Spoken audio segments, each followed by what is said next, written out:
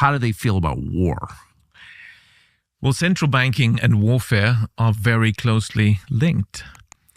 As I said, the modern major bank, the first modern major bank and central bank was the Bank of England, of course.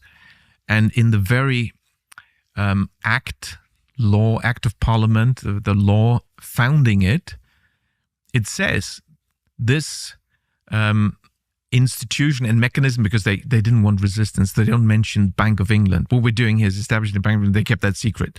We're doing a new mechanism by these investors to raise and lend a lot of money to the government, namely by establishing a company. We'll be allowed to establish a company, that's the Bank of England, in order for what? In order to wage war.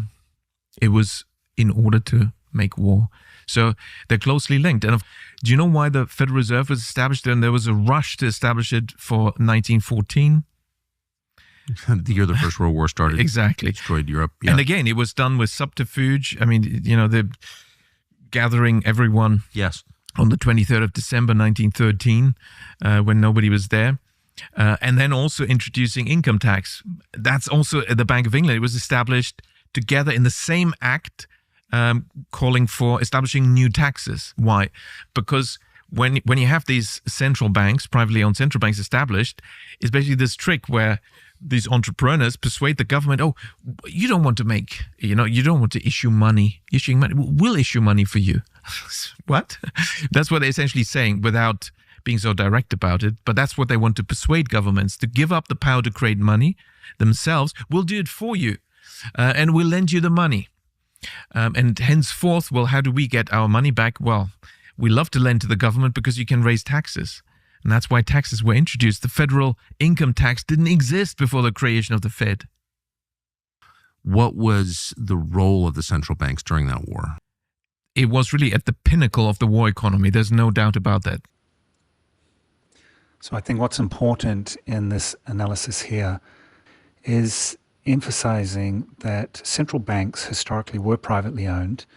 They were profit-driven private companies, and they were at the forefront of the war economies and need to be viewed as having very close connections with warfare. So this is only one of many, many egregious anomalies with our modern capitalist system.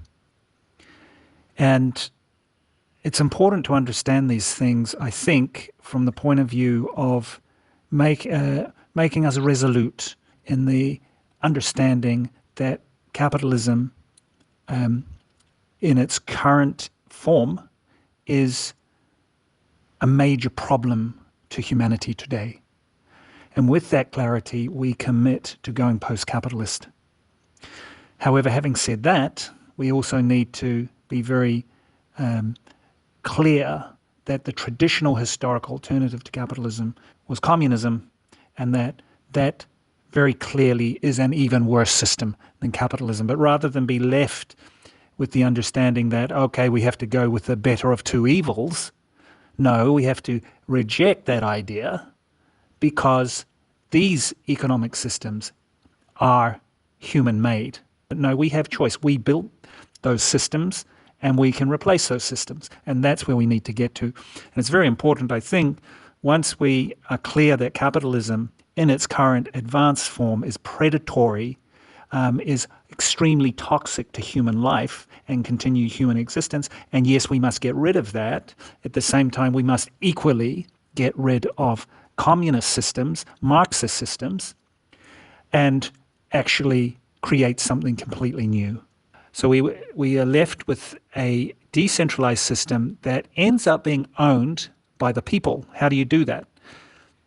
Well, the cooperative business model is a way in which people get to own an economy through a multiplicity of cooperatives. So that's, in a sense, what is the obvious next system that's going to emerge here. It's going to be a cooperative-based economy.